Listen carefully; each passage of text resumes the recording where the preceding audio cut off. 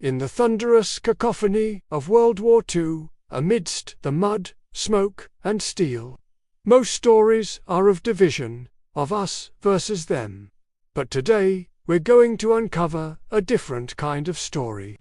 Not one of grand strategy or battlefield glory, but of a quiet, profound act that speaks volumes about the human spirit. This is the story of a soldier who, surrounded by conflict, chose compassion over contempt, and in doing so, left a legacy far more enduring than any medal. Imagine the scene: the Battle of the Bulge, late 1944. The Ardennes forest is a frozen wasteland, scarred by artillery and littered with the grim aftermath of combat. For a young American infantryman, let's call him Private Lukas, every day was a struggle for survival. He fought bravely, he followed orders, and he witnessed the brutal reality of war firsthand. Yet, something set Lukas apart. It wasn't his aim or his speed, but what he did after the gunfire faded.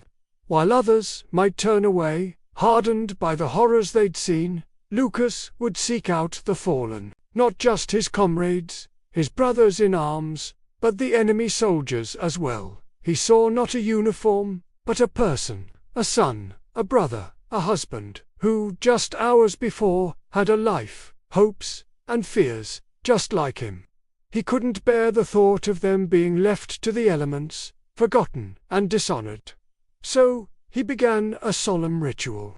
With his own entrenching tool, in the frozen, unforgiving ground, he would dig. He'd carefully search their pockets, not for souvenirs, but for a letter, a photograph, anything that could identify them. A wallet, a worn-out picture of a smiling woman, a half-written letter home. These were not trophies of war, they were testaments to a life lived. He would place these items back with the soldier, a final connection to the world they'd left behind.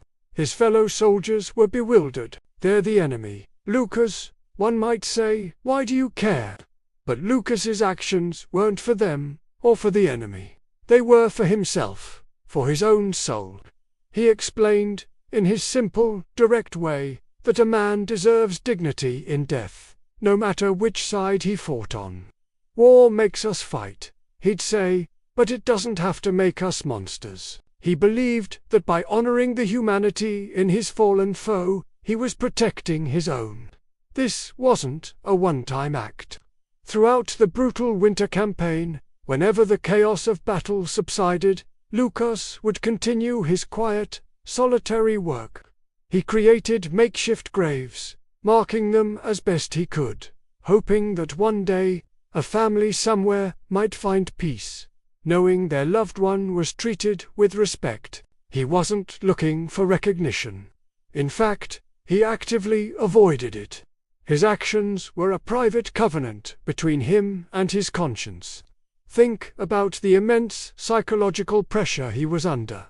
Every day was a fight for life. The enemy was a direct threat, responsible for the loss of his friends. The natural, instinctual response would be hatred, a desire for revenge, or, at the very least, a complete emotional shutdown. Dehumanizing the enemy is a common psychological survival mechanism in war. It makes the act of killing possible. But Lukas resisted this. He actively fought against the dehumanization that war demands. His story is a powerful example of what psychologists call moral resilience. It's the capacity to maintain one's ethical and moral beliefs in the face of intense adversity. While his superiors valued his skill in combat, his greatest strength was this internal moral compass.